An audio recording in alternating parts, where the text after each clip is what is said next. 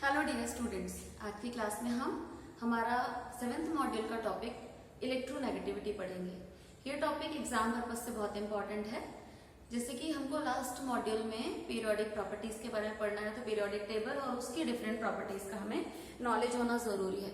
तो हमारा आज का टॉपिक जो है दैट इज इलेक्ट्रोनेगेटिविटी। तो इलेक्ट्रोनेगेटिविटी की डेफिनेशन जो होती है that is it is the ability of an atom to attract electron density towards itself.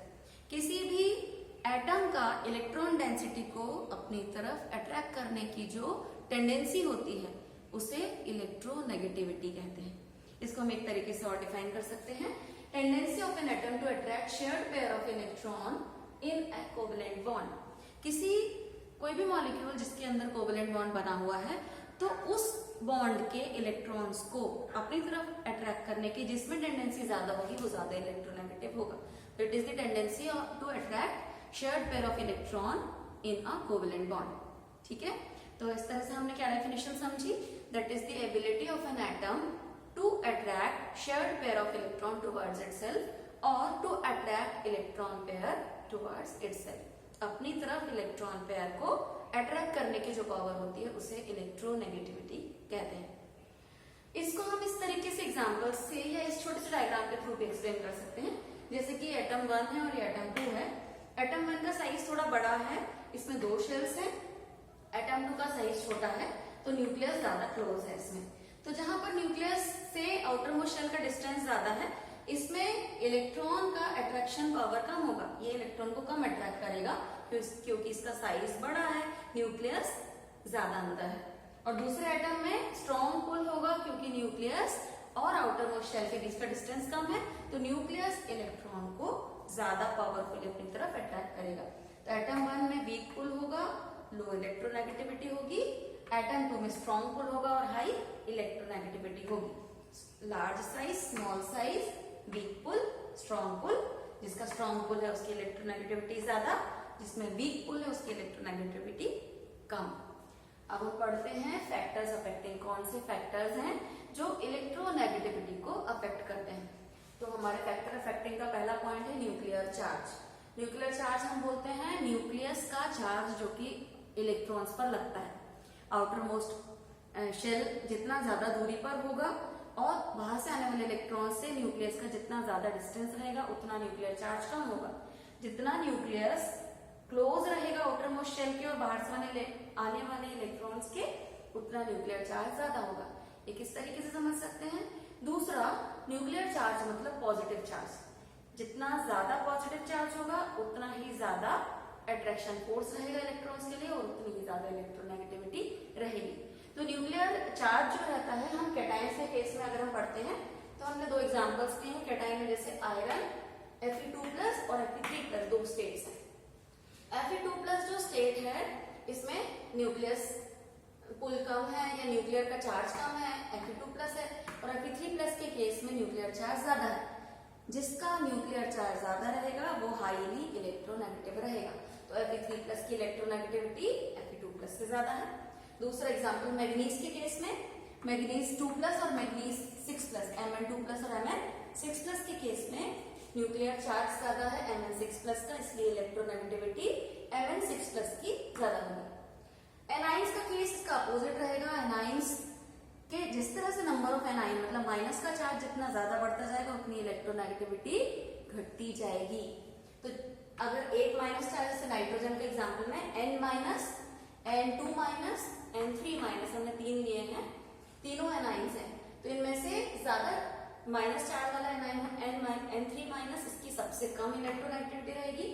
N2- की उससे ज्यादा इलेक्ट्रोनेगेटिविटी रहेगी और N- की इलेक्ट्रोनेगेटिविटी सबसे ज्यादा रहेगी इन तीनों के कंपैरिजन में।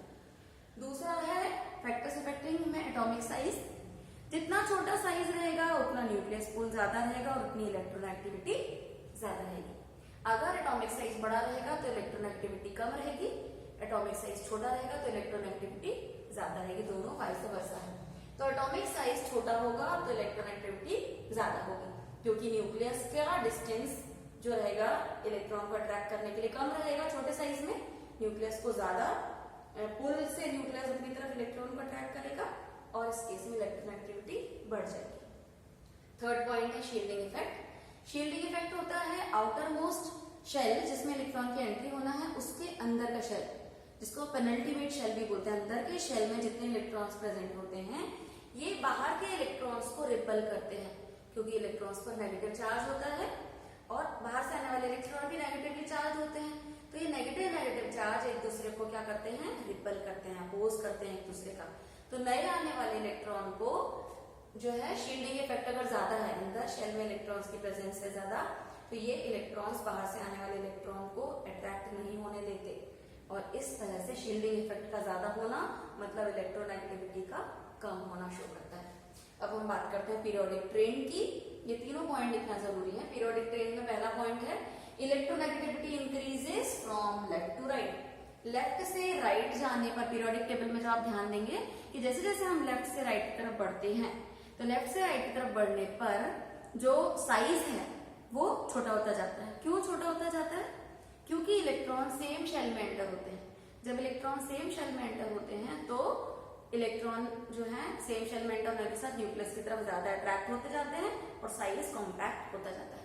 तो when we move from left to right along a period electronegativity decreases, electronegativity increases. Size छोटा हो रहा है लेफ्ट से राइट जाने पर, इससे इलेक्ट्रोनेगेटिविटी बढ़ती है।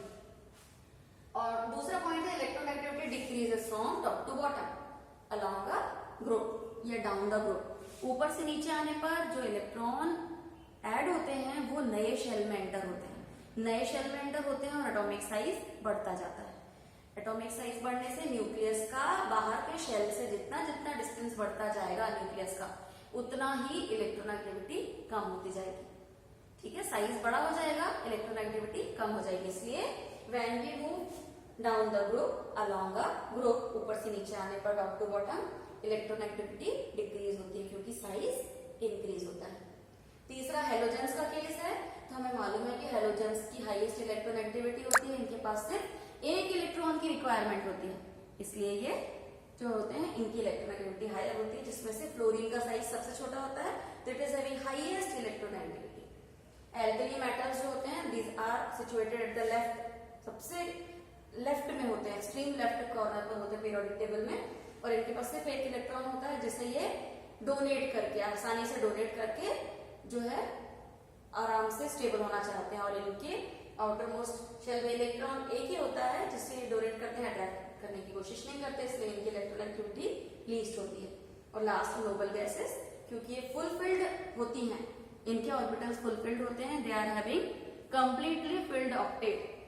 Helium, neon, argon, krypton, xenon, radon, आपको मालूम है नोबल गैसेस या जो इनर्ट गैसेस कहलाती हैं, इनके ऑक्टेट्स कंप्लीट होते हैं, इसलिए इनको किसी भी तरह के इलेक्ट्रॉन्स की रिक्वायरमेंट नहीं होती है। तो ना तो इलेक्ट्रॉन देते हैं ना ही लेते हैं, इनकी इलेक्ट्रोनेगेटिविटी की वैल्यू 0 होती है। तो इस तरह से आज हमने इलेक्ट्रोनेगेटिविटी पढ़ी। सबसे पहले आपको इलेक्ट्रोनेगेटिविटी की डेफिनेशन, उसको एक्सप्लेन करना है अच्छे से, अपने वर्ड्स में प्रॉपरली एक्सप्लेन कीजिए। दीज आर द डेफिनेशंस, एक छोटा सा एक्सप्लेनेशन है। और इसके बाद आपको उसके फैक्टर्स इफेक्टिंग के बारे में बताना है। इन फैक्टर्स को एग्जाम्पल के साथ और थोड़ा सा थ्योरी देके आप 3-4 लाइन्स की थ्योरी, इसमें भी दूसरे पॉइंट में भी और तीसरे पॉइंट में भी थोड़ा थ्योरी एक्सप्लेन करेंगे, और फिर इसके बाद आप पीरियोडिक ट्रेंड बताएंगे, 4-5 जो 5 पॉइंट्स आपको बताए हैं ये पॉइंट्स बताएंगे। इस तरीके से आगे टॉपिक पढ़ेंगे। Thank you.